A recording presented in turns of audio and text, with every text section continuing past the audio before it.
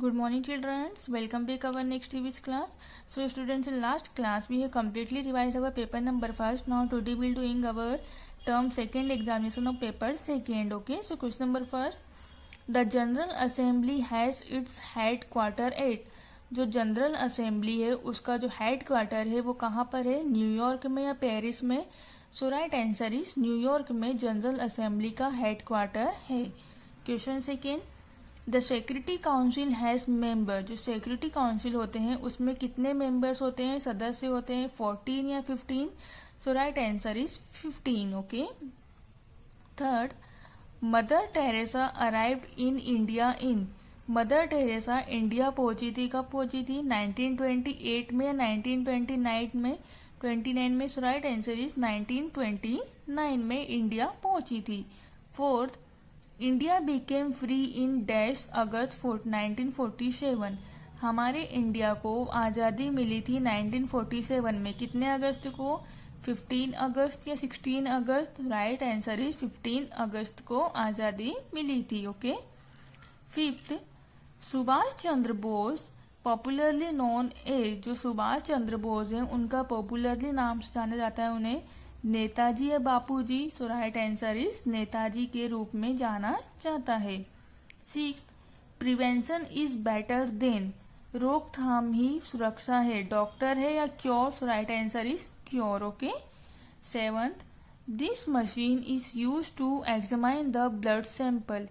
इस मशीन के द्वारा हम ब्लड सैंपल का परीक्षण कर सकते हैं. वो कौन सी मशीन है, माइक्रोस्कोप या telescope. Right answer is microscope. जैसे हिंदी में बोलते हैं हम सूक्ष्म दर्शी के द्वारा हम ब्लड सैंपल को एग्जामाइन कर सकते हैं. ओके.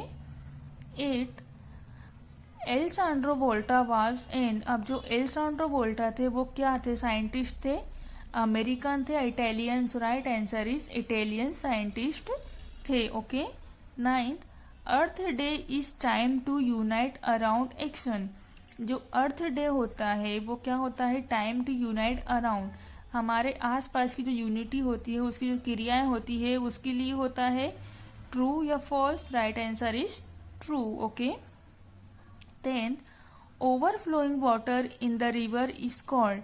जहां नदियों में से ओवरफ्लो वाटर बहना शुरू हो जाता है उसे क्या बोलते हैं, ड्रफ्ट मतलब सूखा बोलते हैं, या फ्लड मतलब बाढ़ बोलते हैं. So right answer is fluid कहते हैं उसे, जहां नदियों में से ओवरफ्लोइंग पानी बहना स्टार्ट हो जाता है. 11th. Earthquake is measured by. Earthquake मतलब होता है भूकंप. तो जो भूकंप होता है उसको मेजर्ड किया जाता है, किसके द्वारा मापा जाता है, केल्विन स्केल या Richter scale. Right answer is Richter scale. 12th. Which animal is hunted for its height. कौन से एनिमल्स को हंटेड मारा जाता है हाइड करने के लिए, वेल या tiger. So right answer is tiger. Question 13. Malaria is caused due to. अब जो मलेरिया रोग होता है वो किसके काटने से होता है, मॉस्किटोस मतलब मच्छर के, या रेट्स मतलब चूहे के. सो राइट आंसर इज मॉस्किटो के काटने से होता है. 14. सन इज द प्लानेट. अब जो सन है वो सूरज है, वो कैसा प्लानेट है, कोल्ड मतलब ठंडा, वार्म मतलब गर्म. So right answer is warm. Okay. Next. Geothermal energy is a source of energy. जो जियोथर्मल एनर्जी है वो कौन सी एनर्जी है, रीनेबल है कि नॉन रीनेबल है. So right answer is renewable source of energy. Okay. Next. Plants are days energy of the sun to prepare food. जो plants होते हैं वो किस एनर्जी का यूज करते हैं अपने खाने को तैयार करने के लिए. मतलब प्लांट जो होते हैं वो खाना तैयार करते हैं फोटोसिंथेसिस प्रोसेस के द्वारा.